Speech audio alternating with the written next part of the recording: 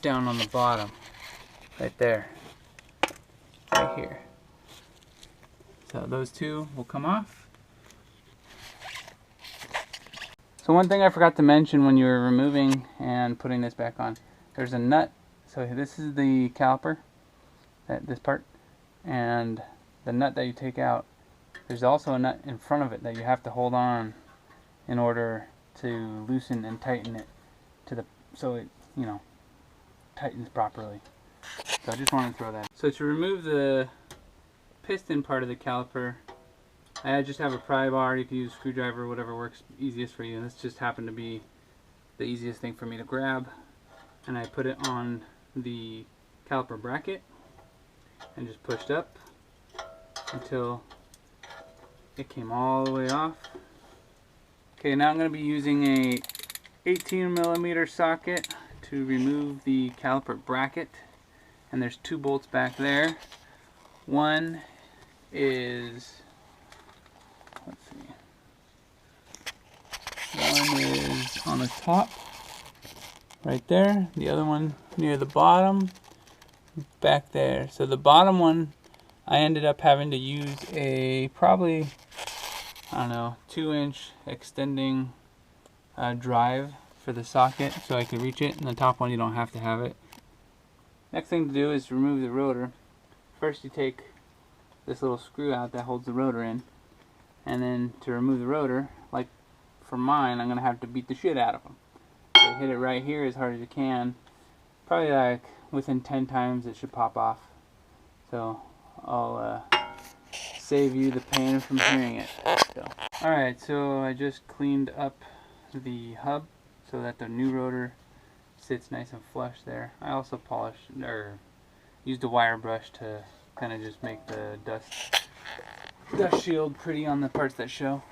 So the next thing I'm going to do, now this is where it gets important if you don't have VAGCOM, is on the caliper. This is the rear side. It normally sits like that on the bracket. So you turn it around, and this section right here is the electronic motor, and it's held by two Torx bolts that are the same one that holds the rotor on, which is a Torx 30, and I use a T30 bit. And you unloosen this one right here. There's one on the other side up on the top.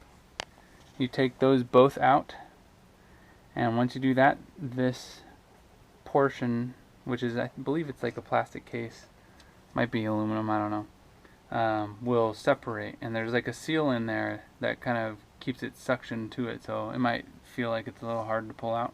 It's just okay. So once you remove that, I'll show you what it looks like.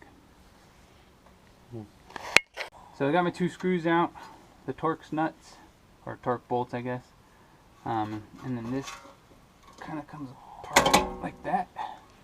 And so over here on this side you have the electric motor, which has a Torx drive shaft, and what that does is it spins a extended drive shaft, I guess you could say, in the caliper piston, and it prevents the piston from backing out all the way.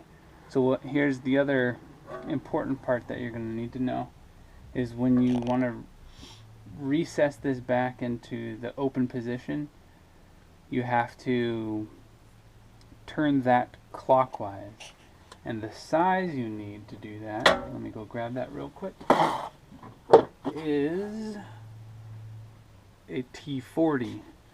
So I have one that sits in there, and you just twist it all the way open, and then you can push this piston back into an open position.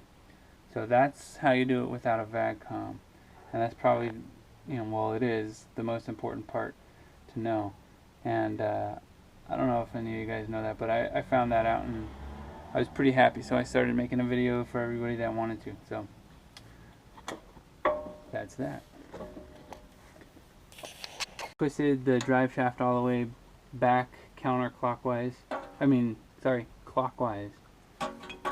And everybody thinks you need a piston tool in order to do this, but really you don't. You just need your old brake pads or some kind of flat piece of metal, but your old brake pads work good, and a C-clamp. And what you're going to do is you put one on each side, and then you tighten the C-clamp, and what it does is it pushes the piston all the way back into the open position. So that's what I'm doing next. I push the piston into the open position, so now you got plenty of room. I put the electric motor back on, tighten them, put the rotor back on, put the little bolt in, and now we're gonna, I put the new pads in, and I'm gonna go ahead and put this back into place, like so, with the bolts, and then we'll place the caliper back on there, and you're done. Put your wheel back on. So you just reverse order of how I just showed you, and you're good to go. Thanks for watching, and hopefully it helps any of you guys out there that don't have VAGCOM that want to do your own brakes.